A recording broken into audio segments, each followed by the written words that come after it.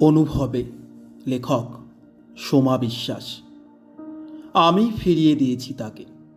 আমি কবি নই যে কবিতার এরূপ দেব তাকে। কোনো প্রবন্ধ সৃষ্টি করতে পারি না যার মাঝে আবদ্ধ করে রাখবো তাকে।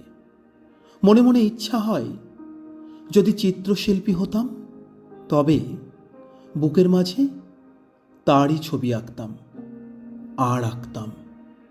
আমি তো তেমন কিছুই নই, তবে কোন রূপে চয়ন করব তাকে।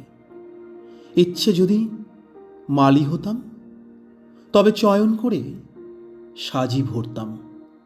তারপর মালা গাঁথতাম, দুটি কুয়াশার পুঁথি, তারপর চারটি তারার ফুল, তারপর একগুচ্ছ রামধনুর পর দুটো জ্যোৎস্না। বেশ লাগতো না? ধন্যবাদ।